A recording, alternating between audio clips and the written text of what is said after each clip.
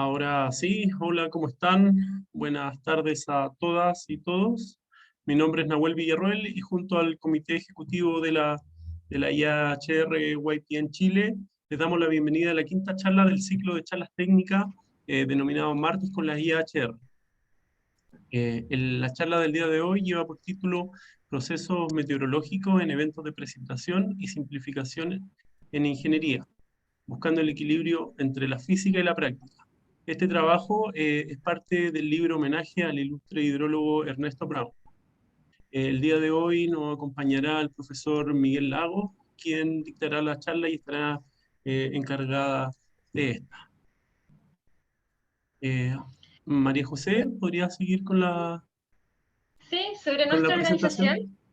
Sí, Nuestra claro. organización corresponde a Young Professional Network Chile, de la Asociación Internacional de Ingeniería e Investigación Hidroambiental, al cual están cordialmente invitados a inscribirse. Nuestro objetivo como directiva apunta a reforzar y complementar la formación académica y profesional, tanto de los integrantes de la IHR como de otros actores con los que podamos alcanzar algún trabajo sinérgico. Así, nuestra intención es conectar a profesionales y estudiantes con actividades de contingencia e interés técnico-social, llevando con ello la divulgación científica, técnica, social y ambiental de nuestro quehacer a la ciudadanía. Muchas gracias. Eh, bueno, como les comenté, el día de hoy tenemos como invitado al profesor Miguel Lagos Zúñiga. Él es ingeniero y magíster en ciencia, mención recursos hídricos de la Universidad de Chile y candidato a doctor en ciencia de la ingeniería, mención fluidodinámica. Actualmente se desempeña como profesional docente en el Departamento de Ingeniería Civil, División de Recursos Hídricos y Medio Ambiente, donde imparte clases de hidrología básica y avanzada en cursos de pre y posgrado.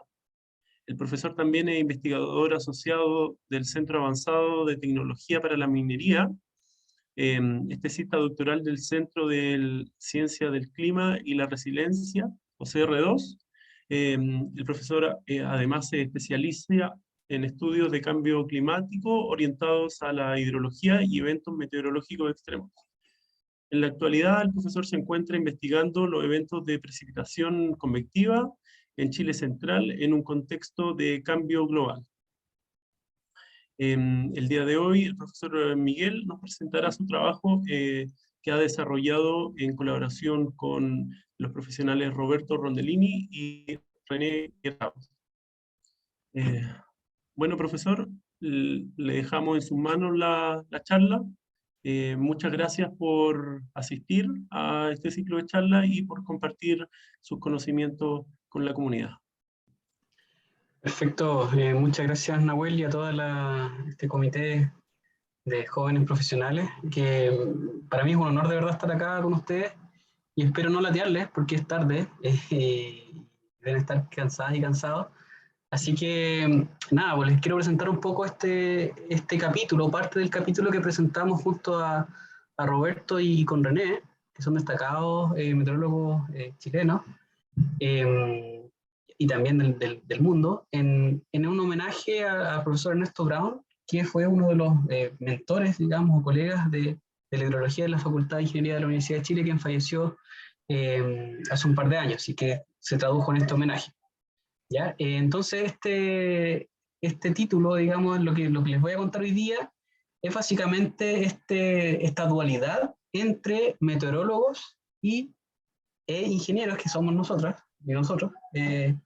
muchas simplificaciones que hacemos y cuál es la realidad física detrás de esa simplificación. Entonces les voy a hablar de particularmente tres problemas principales que son bastante comunes. Primero, el tema de la estimación de las temperaturas, ¿ya? ¿Por qué es un problema relevante estimar las temperaturas? La línea de nieves, ¿ya?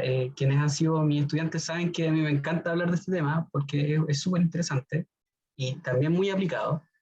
Y finalmente voy a poner un poquito más,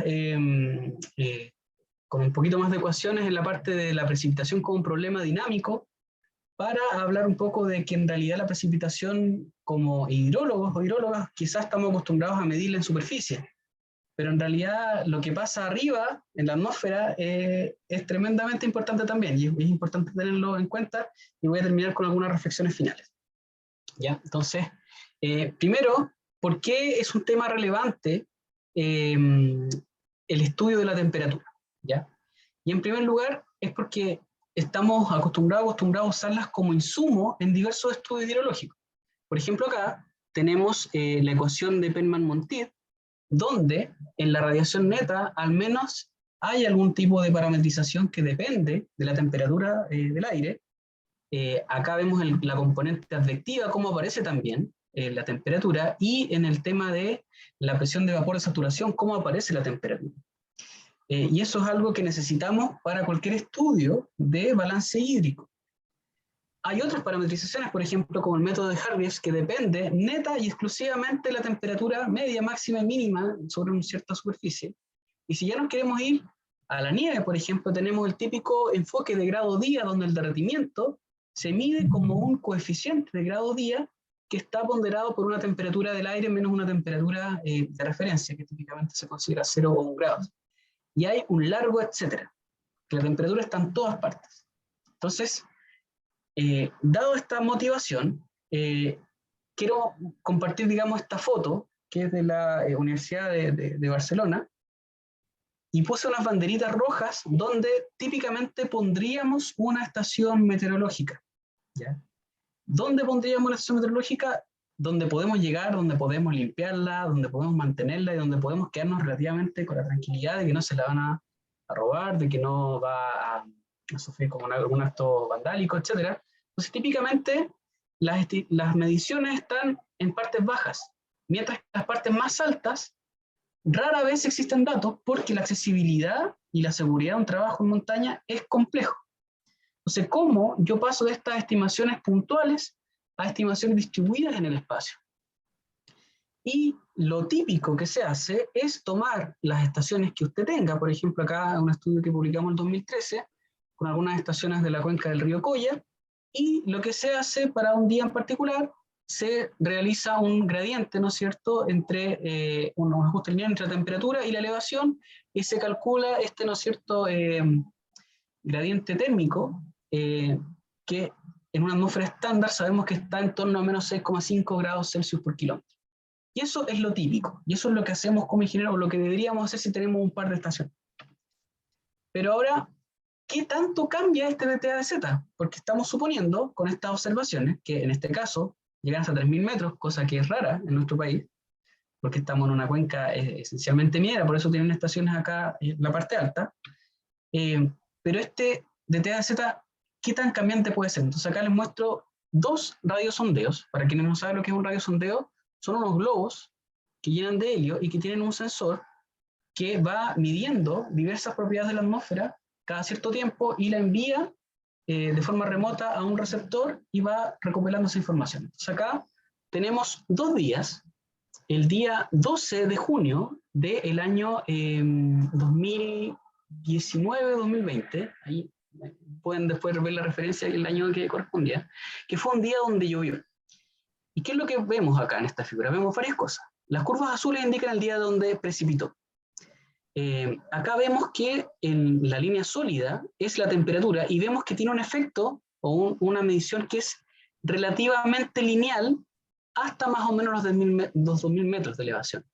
Pero después existe como un despegue y nuevamente vuelve como a mantenerse un poco la pendiente o variar un poco. Y ahí esto llega a la observación de ese día llegó hasta los 5.000 metros aproximadamente.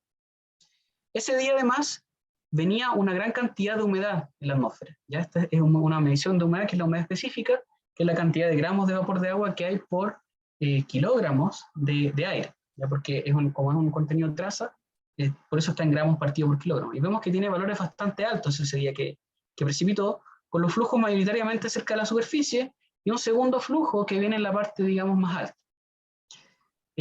Pero el día 13, que es el día inmediatamente posterior, vemos que el comportamiento vertical de temperaturas cambia y aparece lo que conocemos como fenómeno de inversión térmica, donde la temperatura, en vez de disminuir con la elevación, aumenta cerca de la superficie y luego empieza a decrecer.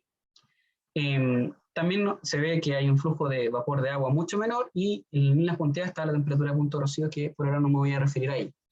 Pero ¿qué es lo que nos dice esto? Que si nosotros tenemos observaciones bajo los 1000 metros, algo va a pasar en esta superficie en días de inversión térmica, y sobre todo si queremos extrapolar hacia zonas más altas donde tenemos algunos estudios, por ejemplo en montañas de nieve y glaciares.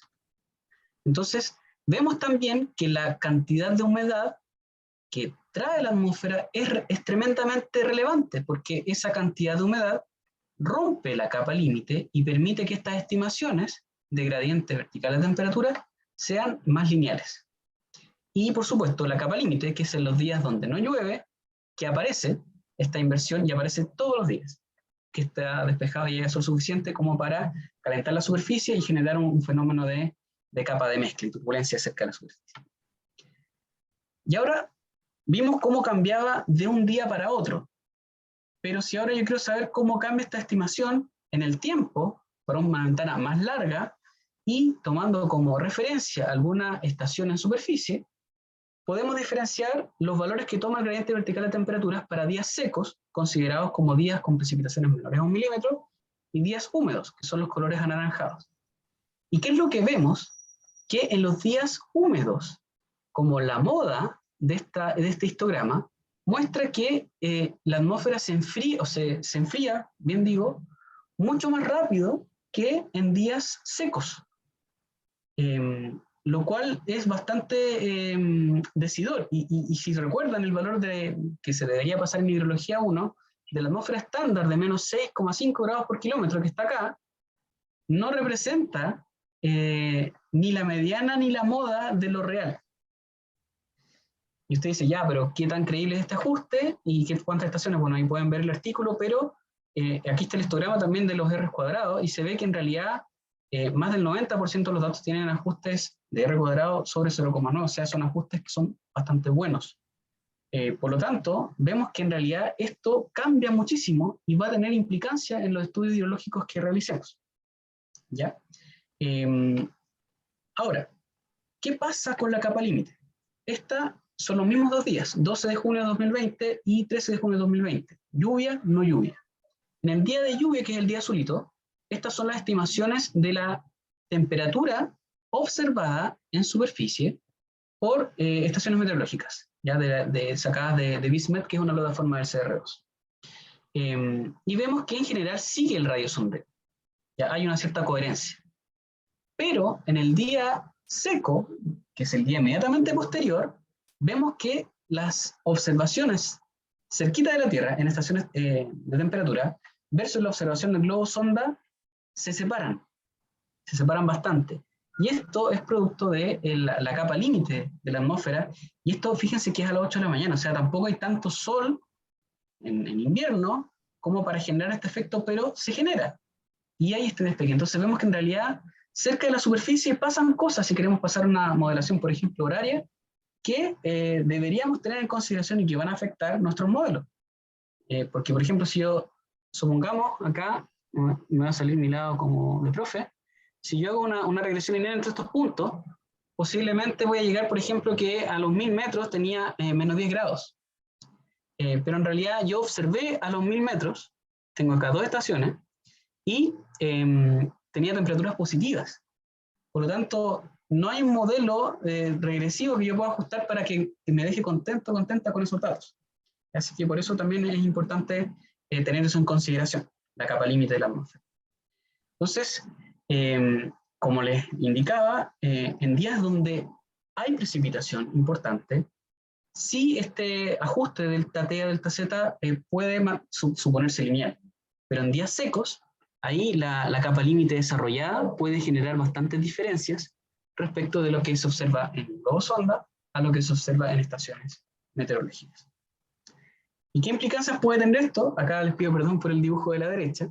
Estas son observaciones de temperatura, que llegan en este caso a 2800 metros, y justo en esta última estación, acá esto ya es un acto de fe, se alcanza la saturación. Quiere decir que la atmósfera está saturada, o si quieren, en otras palabras, hay nubes.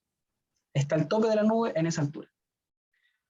Si yo sigo con este gradiente que estimé con mis estaciones en superficie para arriba, voy a tener una cierta estimación de temperatura que va a ser más fría que la que yo obtendría si que considero ahora una atmósfera que está húmeda, porque el gradiente vertical de temperaturas cambia en una atmósfera húmeda versus una atmósfera seca.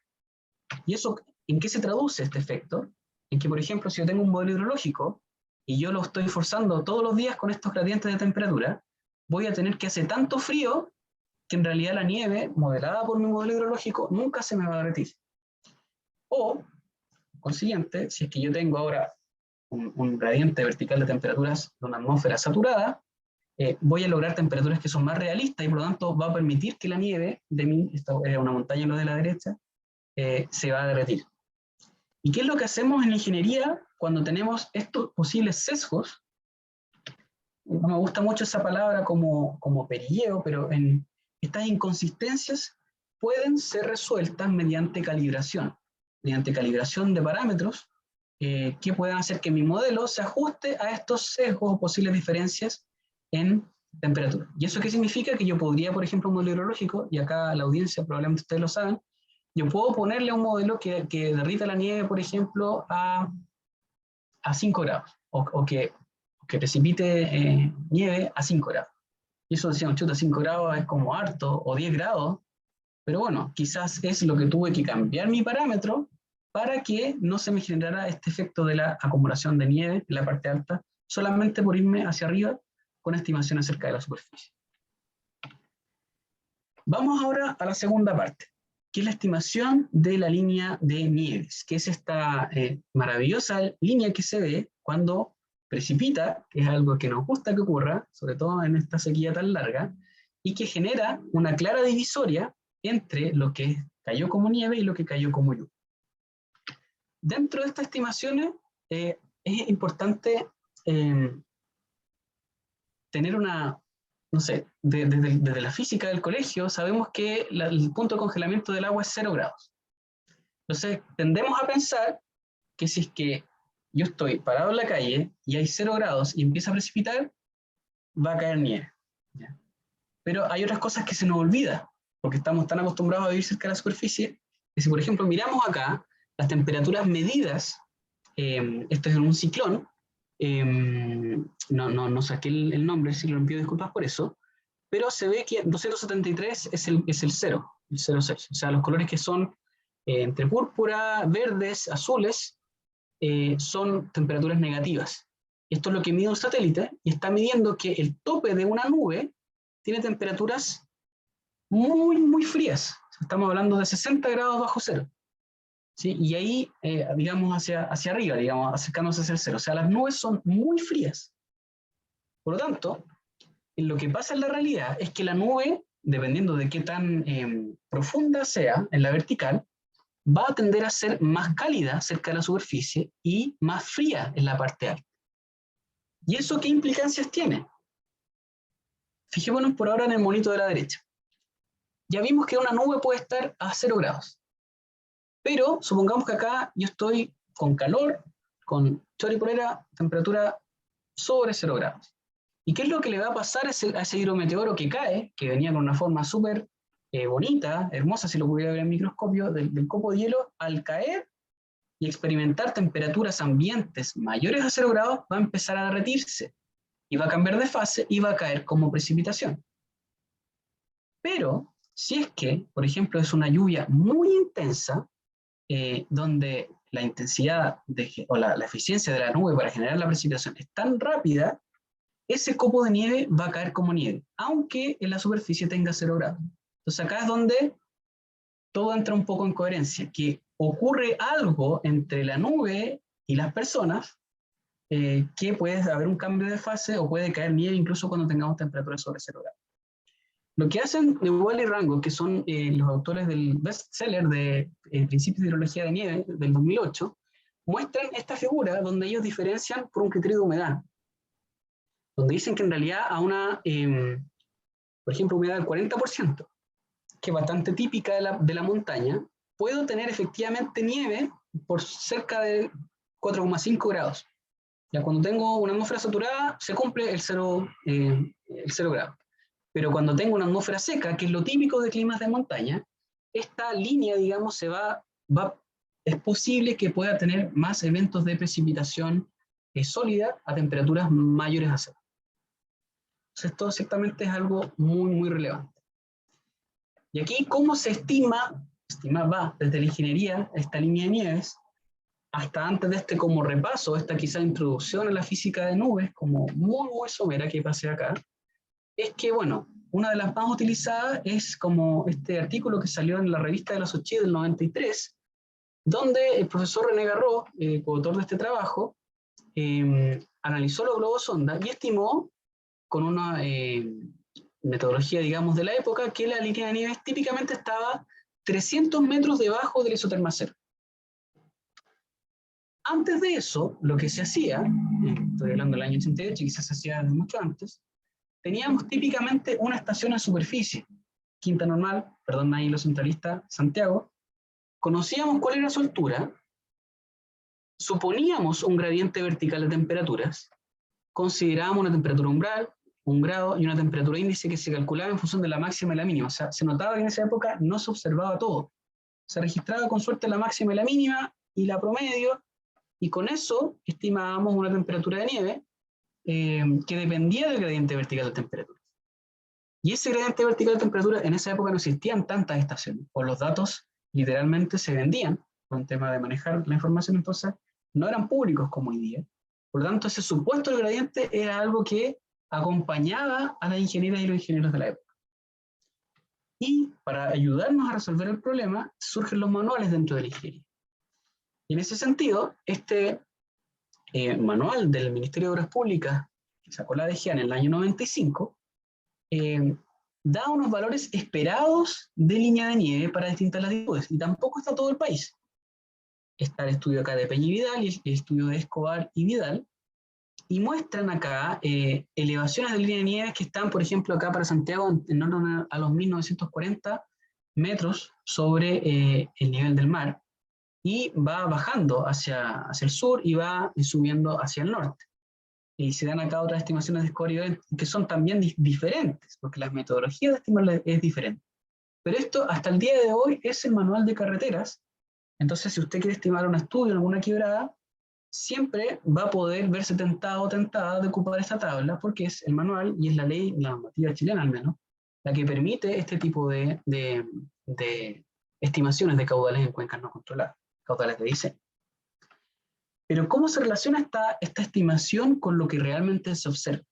Y acá muestro una una figura para el río Copiapó, donde lo que estima acá Peña y Vidal en el año 93, que es esta línea roja, es, fíjense, año 93, comparado con la época MODIS, que es un satélite que salió desde el año 2000 hacia el año 2016, que esto fue tomado en un estudio que publicamos en 2017. Y cada puntito es un evento de precipitación. Y se ve que la mayoría de los eventos observados no solamente están bastante por sobre los 2.800 metros que estimaban Peña y Vidal, sino que además en un evento, por ejemplo, típicamente frío, podemos tener valores por sobre los 3.500, cercanos a los 4.000. Y también, claro, hay otras figuras que hicimos para otras cuencas, se ve que en verano sobre todo puede ser bastante crítico. Entonces, este comportamiento de que tenemos, que está lloviendo con más calor, ciertamente va a afectar nuestros diseños como ingenieros e ingenieras, y debemos tenerlo en consideración.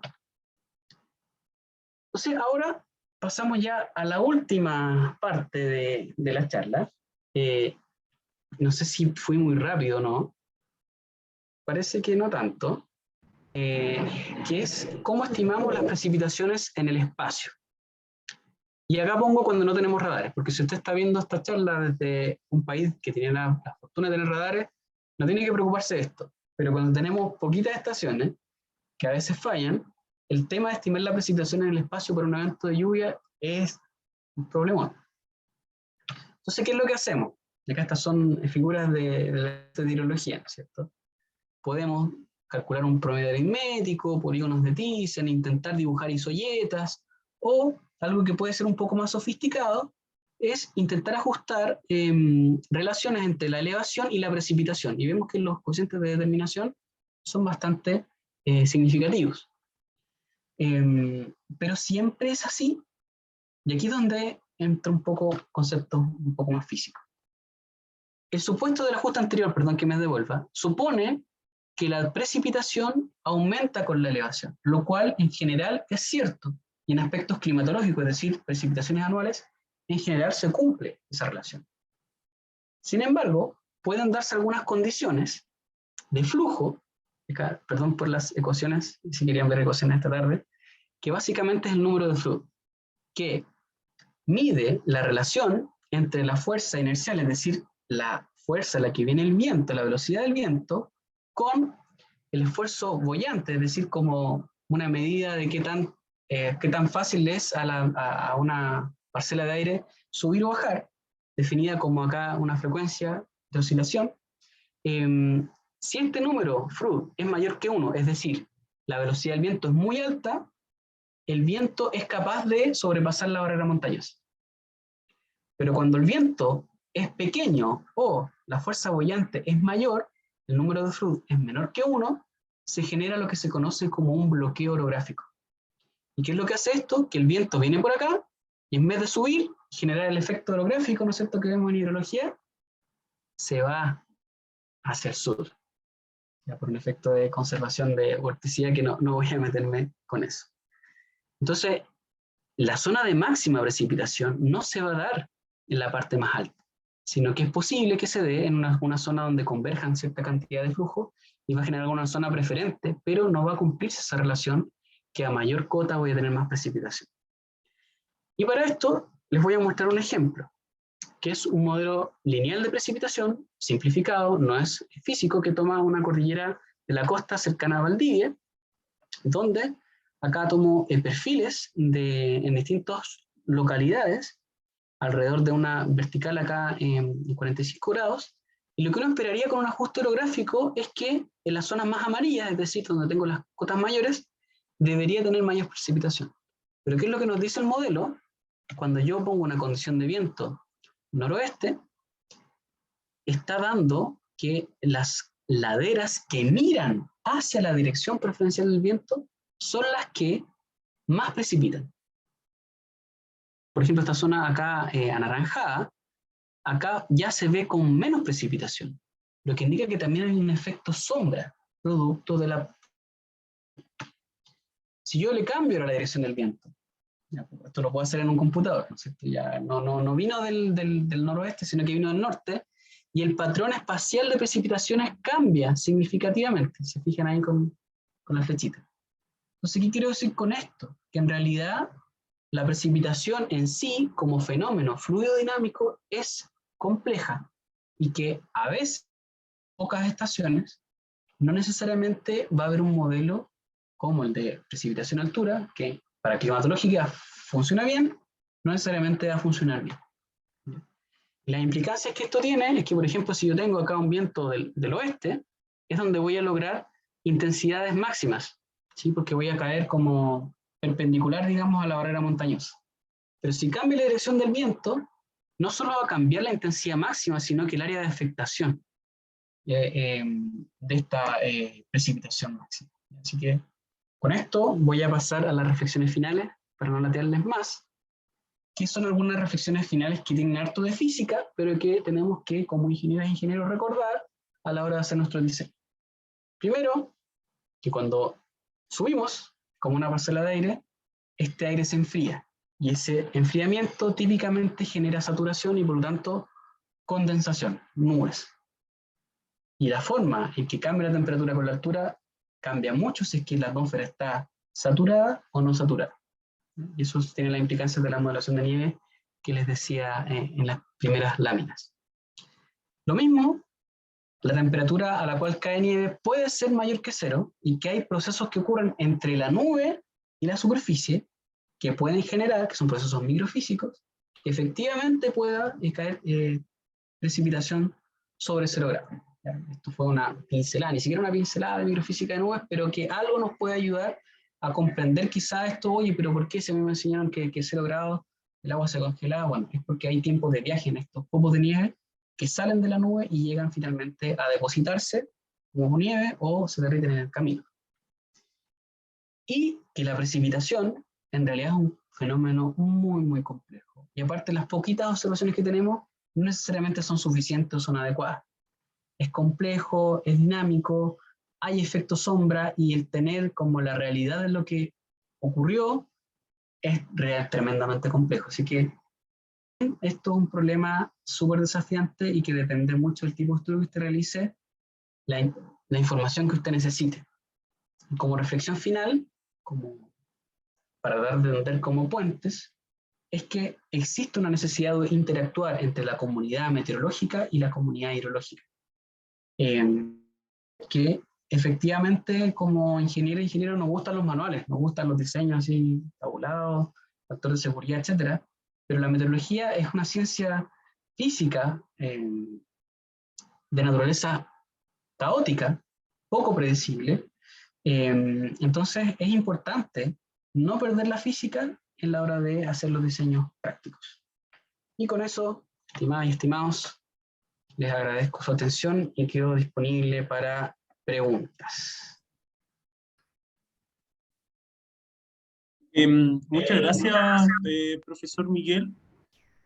Gracias por su presentación. Espero que a todos nos haya quedado clara y al menos por mi parte me pareció muy interesante y muy como atingente a los estudios hidrológicos, en que muchas veces falta un poco también una actualización en estos temas, ya que por ejemplo la tablita esa de Peña y Vidal es muchas veces nuestra como Biblia para estimar la línea de nieve, y aquí se ve que también hay otras consideraciones que tenemos que tener en cuenta.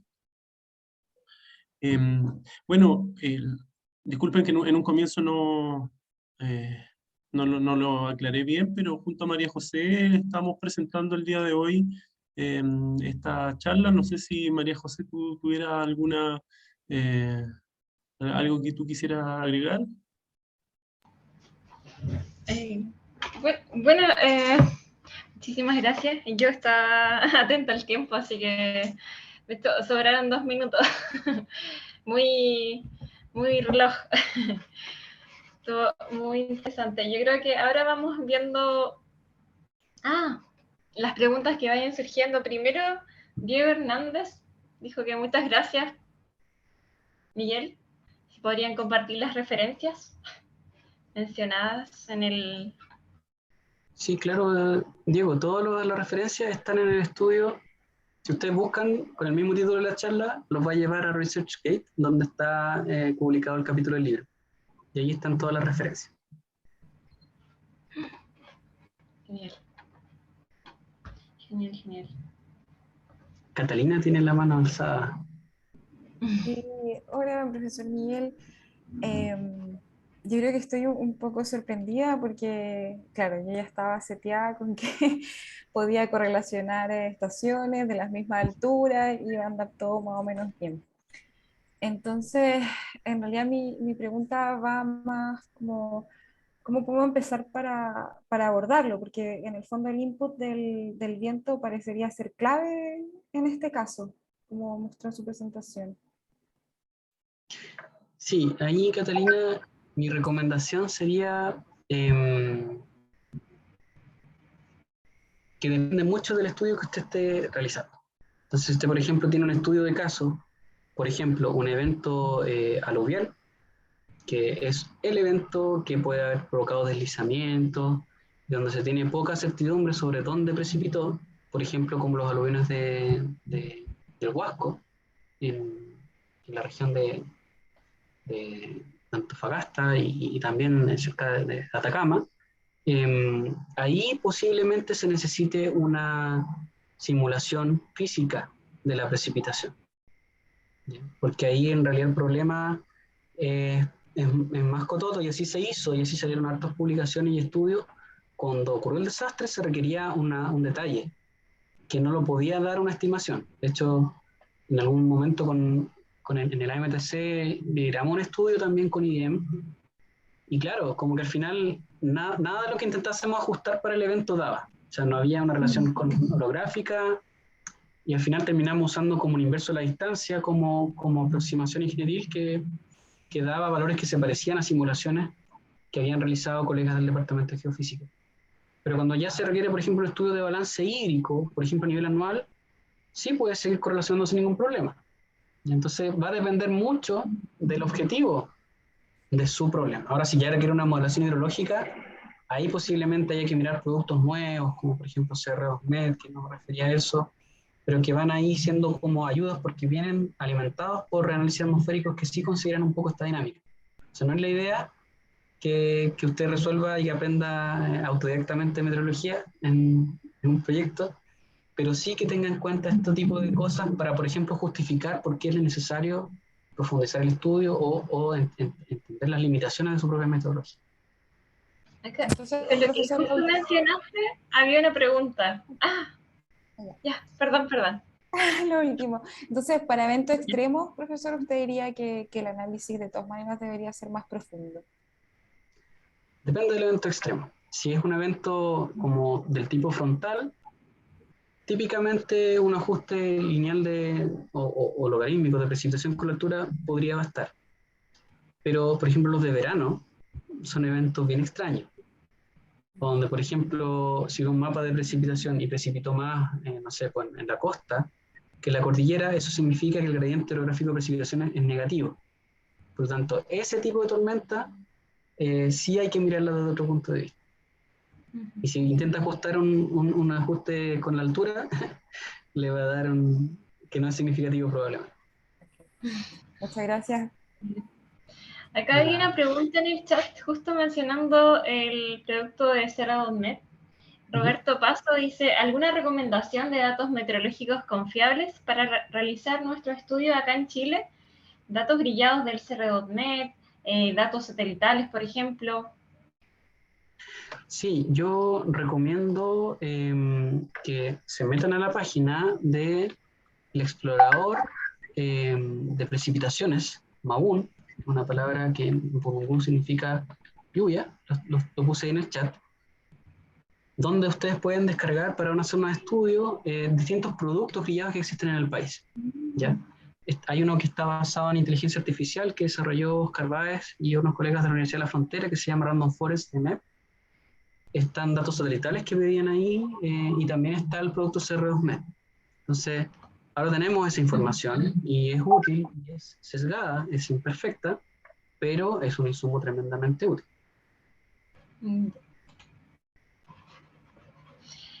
Ignacio tiene la Quizás mano para... perdón. sí, verdad. Como para complementar la diferencia entre hacer un producto en base a las mediciones que se tengan disponibles en una cuenca, en vez de utilizarlo del CERA.net. CERA.net tendría un procesamiento mucho más robusto en cuanto a procesos físicos, o en realidad uno puede hacer un producto con la imagen, con lo observado. Es que muchas veces hay gente que respeta más la medición de las estaciones, pensando que pueden no estar todas consideradas en el producto observado. Sí, por supuesto. De hecho, el producto CR2MED ya ha mostrado que tiene sesgo en algunas estaciones, que no son despreciables, pero aquí hay que mirar para qué fue construido CR2MED. CR2MED fue desarrollado con fines climatológicos, es decir, se buscaba replicar el comportamiento de un periodo de 30 años promedio. Entonces, si usted mira el evento en específico que a usted le interesa, posiblemente va a haber un sesgo del producto CR2MED. Y ahí es donde, a utilizar alguna métrica de interpolación, le puede servir. Y, por ejemplo, el efecto, no sé, para estudios de tranques de relaves, por ejemplo, que se pide el estudio de la precipitación máxima probable, muchas veces se aborda desde un punto de vista estadístico, pero si usted se quiere meter desde el punto de vista hidrometeorológico, el mismo manual de la WMO le sugiere que mire, por ejemplo, la dirección predominante del viento para que su búsqueda de qué estaciones mirar tenga la misma orientación de la dirección predominante del viento, porque de esa manera va a asegurarse que el ajuste va a ser mejor. ¿Sí? Eso, María José. Gracias. Ignacio, tú ahora si quieres, puedes también activar tu cámara. Estoy en el computador de la Vega y está mala. Así que Ya. Sí, lo como para salir siento. más abierto, pero como Lo quieras. siento, sí. No, quizás para la próxima me conecte con el bueno, o sea, el mío. Muchas gracias, Miguel, por la presentación, por cierto. María José me quitó un poquito la pregunta. Yo quería apuntar precisamente un poco a eso, porque finalmente nosotros sabemos que estamos tomando simplificaciones de la física y en general siempre nos decantamos por el análisis estadístico, que finalmente hacer algún ajuste que nos haga algún sentido para poder después proyectar o sacar algún resultado. Finalmente, el CR2MET, como tú dices, es un ajuste que uno no podría necesariamente asumir que, que tiene una componente física fuerte, pero cuando uno ve modelos climáticos, uno sabe que intentan reproducir la física. Sin embargo, cuando quieres mirar precipitaciones, la precipitación suele ser una simplificación, que de hecho es súper difícil representar el proceso de la precipitación por la representación de las nubes. Ahí tú podrás probablemente dar un mejor detalle al respecto. Entonces, ahí uno dice, ok, entonces no puedo hacer nada. Vuelvo al análisis de mirar los nodos y sacar una relación o una correlación de precipitación con elevación. Mi pregunta apunta a a partir de qué momento uno podría creerle a la física de la precipitación cuando habla de un modelo climático. O sea, si yo tengo un modelo climático con física de 5 por 5, es más creíble obviamente que un modelo climático que es de 100 kilómetros por 100 kilómetros. Pero ¿con qué tanto me podría quedar de ese modelo? ¿O tendría que ser algo con un mucho mayor detalle? ¿Cachai? Ese es un poco mi duda. Sí, ¿Qué tanto le podemos creer a esa física? sí, muchas gracias Ignacio por la pregunta y la reflexión ahí entre medio. Eh, la respuesta no es única. Acá yo, por ejemplo, recomendaría el uso de reanálisis atmosféricos, por ejemplo, ERA5, una resolución de 20 kilómetros, 25 kilómetros si no me equivoco, claro, y tiene una interpolación que desarrolla la propia Comunidad Europea que llega a 10 kilómetros. Y eso es física pura. Sí, ahí Ignacio pasó 25 kilómetros, claro. Aproximadamente, por supuesto. O sea, eso es física pura, ¿ya? Y viene con toda la propagación de onda, resuelve todo el planeta, esto corre en supercomputadores todos los días y hay muchos teras de información que se generan por cada día de información, entonces eso es física pura. Sin embargo, como es un modelo y que no está calibrado, a diferencia de los modelos hidrológicos, que los modelos hidrológicos nosotros nos gusta calibrar, o sea, queremos ver que el caudal simulado y el observado se parezcan. En la simulación atmosférica no existe el proceso de calibración propiamente tal, porque la atmósfera, como por ejemplo les decía, la nube tiene una cierta temperatura, pero una nube, por ejemplo, un cumulonimbus, que se desarrolla en 5 kilómetros de resolución horizontal, ese cumulonimbus no lo va a agarrar ningún modelo, ¿sí? A menos que yo resuelva explícitamente esa zona. O sea, ahí donde hay simplificaciones de la física de nubes que se utilizan para representar ese proceso. Y ahí es donde efectivamente está como un poco la premisa de que a mayor resolución horizontal, más creíble es la física del modelo. Sin embargo, hay reanálisis y reanálisis. Por ejemplo, el CR2MEP mezcla ERA5 con estaciones y genera un producto híbrido que tiene como los dos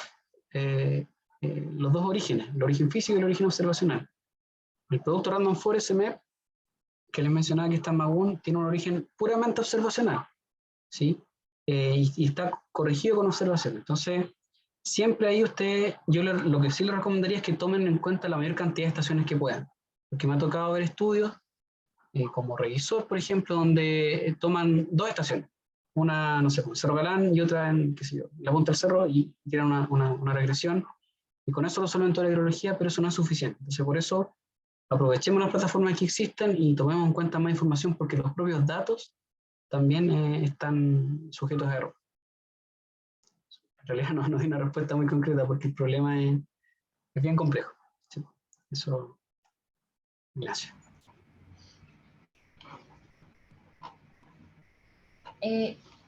Yo quería hacer o quizás que podamos comentar sobre esto. En cuanto a la línea de nieve, por ejemplo, para un evento que ya ocurrió, sería hasta ahora más riguroso el uso de imágenes satelitales, más que tengamos estas fórmulas y estimaciones de De todas dónde está. maneras, de todas Ya. maneras.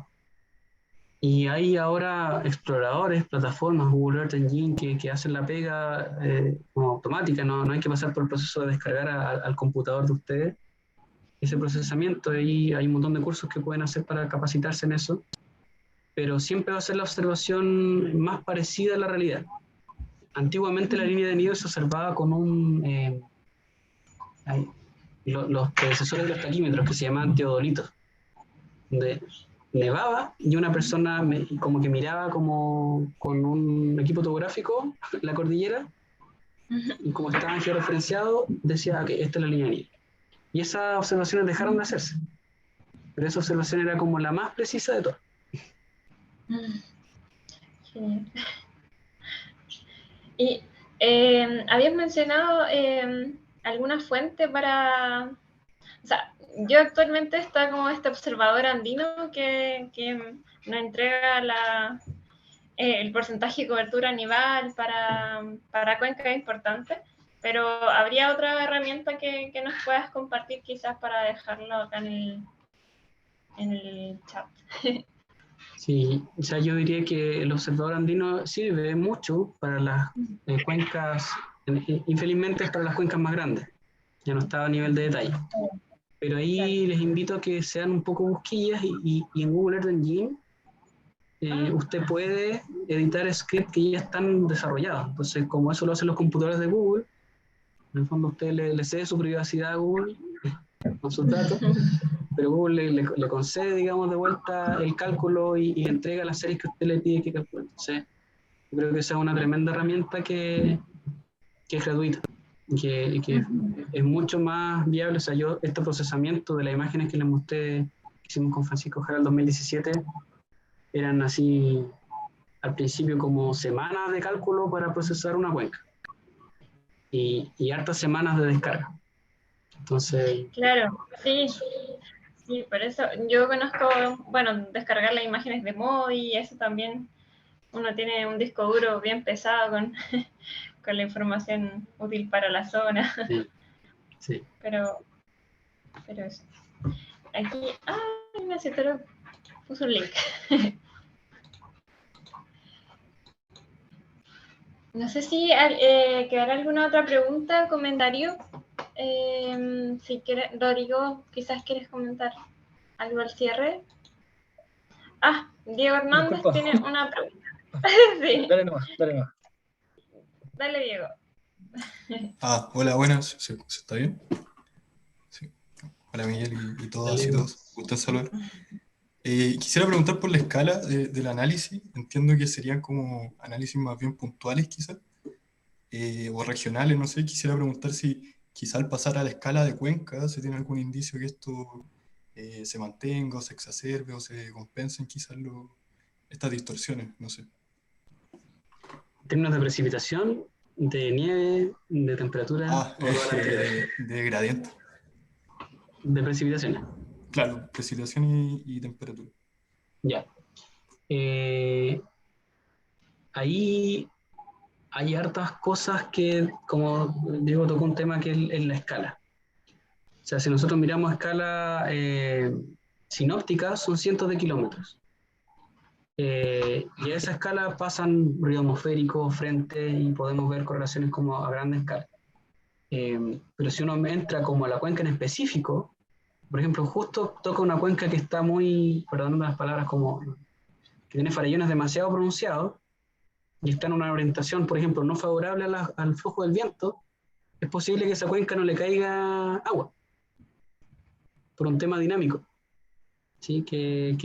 Como que se le bloquea el flujo o la nube pasa por arriba y no alcanza a precipitar porque es muy encajonada. Y eso pasa. En el mismo Mapocho, en un estudio que estamos trabajando del año 2016, la parte alta hay 3 cuencas, San Francisco, Yerba Loca y Molina. Y si uno construye el mismo producto o ve las precipitaciones en cuencas que están al lado, San Francisco es distinta a Yerba Loca y distinta a Molina. Y ahí tenemos que realizar hipótesis. Bueno, y es como, una de ellas es qué tan favorable es esa cuenca para que llegue el viento. O sea, si la cuenca es como unos brazos abiertos de nubes vengan a mí, va a precipitar más. Si es una cuenca que está, por otro lado, con sus barreras oponiéndose al flujo, que esa estación, si uno la mete en un análisis regional, va como a empeorar el ajuste de mi precipitación. Entonces, ahí es donde la microfísica, porque ya estamos entrando como a escala cada vez más pequeñita, y la mesoescala tiene como una componente importante. Hay un estudio que hizo Álvaro Ayala que tiene relación con los vientos catabáticos. Esos son vientos que se generan, por ejemplo, por diferencias de temperatura entre, por ejemplo, un glaciar y la parte que está justo abajo del glaciar, pero que es más cálida. Y ahí se genera una circulación térmica que descompensa todos los gradientes altitudinales que podamos tener. Entonces, ahí también hay cosas que pasan en los glaciares que son bien interesantes y que tienen que ver con meteorología de montaña. Y les recomiendo el libro de el profesor Whiteman, que es un gran divulgador científico. Tiene ahí su libro, estoy buscándolo para ver si se lo comparto al tiro. Sí, acá está. Él es, ¿cómo se llama esto? Perdón. Busquen eso en Google, para no latearles con eso. Que él es Dave Whiteman, tuve la oportunidad de conocerlo en un curso que hice en Mendoza antes de la pandemia, en el mismo marzo. Y él es un gran divulgador de la ciencia, entonces presenta cosas con pocas ecuaciones, pero que son entendibles. Y explica las circulaciones que se dan en las montañas. Es una buena referencia para entender un poquito cómo funcionan las montañas con sus microclimas. Eso.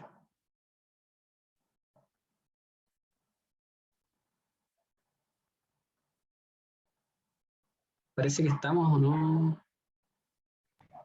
Sí, ya estaba en el tiempo.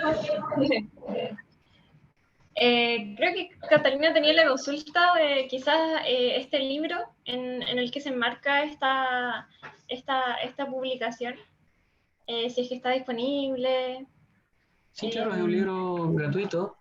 Como les decía, el mismo título de esta charla, ustedes lo ponen en, ¿cómo se llama esto? En Google y va a aparecer el link a ResearchGate. El libro se llama Recordando a un colega por los senderos de la hidrología, que los editores ahí son Jimena Vargas y Eduardo Muñoz. Yo contribuí con un capítulo, pero hay otros artículos que pueden leer ahí.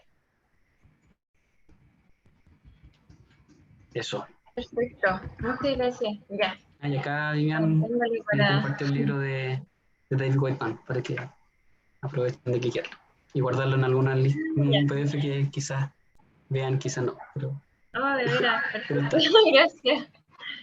Gracias. Yo tenía una pregunta. Nahuel. Profesor, ¿hay alguno de estos fenómenos que esté como directamente relacionado al cambio climático o que vayan o que se hayan incrementado debido a este? Sí, pues todo está cambiando, Nahuel.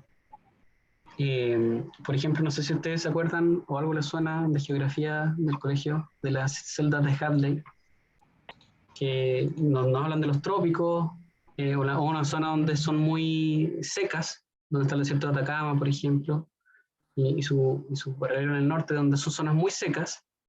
Esto define como una zona donde la atmósfera o el aire tiende a bajar. Y cuando el aire tiende a bajar, se calienta, por lo tanto, una zona donde no precipita, o precipita muy poco, genera desierto. Y esa zona que está más o menos como un poco más al norte de los 30 grados, se está expandiendo hacia los polos. Y nosotros en Santiago estamos a 33. Entonces hay un fenómeno global que está con evidencia observacional, que la celda de Hadley se está desplazando hacia los polos, y eso explicaría también por qué está lloviendo menos en la parte, digamos, norte-centro del país.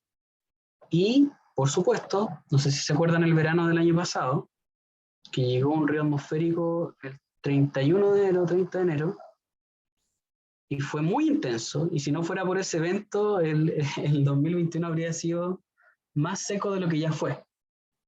Y eso es porque hay cosas que están cambiando, y una de las cosas que yo estudio es que se dice justamente que los eventos cálidos van a ser más frecuentes. Y eso ya se ha observado, y hay tendencia, y estamos ahí generando publicaciones al respecto. Eso. Doctor, tengo una consulta, no sé si alcanzo a La última. Es que recordé que hace un tiempo atrás tuve justamente un problema de disponibilidad de datos de radiosonda para evaluar un evento. Entonces, yo no sé si, de hecho no me acuerdo cómo lo solucioné, pero si pudiera comentar, bueno, las radiosondas, las estaciones de radiosondas son, diría yo, escasas. Y entiendo que tienen una representatividad de 30 kilómetros, me suena ese valor, digamos, respecto a la atmósfera. Entonces, no sé si hay alguna metodología que uno pudiera utilizar para poder cubrir esos baches de información, en tanto espacial como temporalmente, que de repente la radiosonda no sale, o efectivamente en los eventos que suceden, no, la data está un poco rara. De repente aparecen unos, digamos, ¿cómo podríamos decirle? Capas donde no hay información, por ejemplo. Sí. A ver, en términos, supongamos que tengamos un radiosondeo de un día, de una hora, y que se interrumpe alguna observación en alguna parte y después se recupera, ahí ya casi es como intentar encontrar algún ajuste altitudinal o con la presión. Ingeniería pura, ¿sí? Ahora, cuando falta un dato en el tiempo, siempre pueden mirar el reanálisis, la 5. Usted puede bajar ahí distintos niveles de presión, 1000 hectopascales que nivel del mar, y va subiendo cada 100, 200 hectopascales, y eso le va a reconstruir a la misma hora del radiosondeo un radiosondeo en un punto cercano a su radiosondeo. Eso todos los días va a cambiar el nivel de ajuste, pero es como una estimación más física que lo que humildemente podríamos hacer quizás con una regresión entre 2 días, dependiendo de lo que usted esté buscando. Pero es una recomendación. Super, gracias. De nada, Rodrigo. Ya pues, muchas gracias. Ahora estamos justito en el tiempo, alcanzamos a poder discutir la media hora, así que estaríamos cerrando este ciclo de charlas y dándole las gracias al profesor Miguel Lagos por ser parte de este ciclo de charlas y darnos una pincelada de lo que está trabajando. Y como ya podemos ver que todo esto está en proceso, cada vez hay mejoras y todos juntos en cada uno de esos nichos vamos descubriendo que hay dificultades y en un futuro tendremos mucho más estimado, ¿cierto? Podremos conocer los rincones de la hidrología. Así que eso.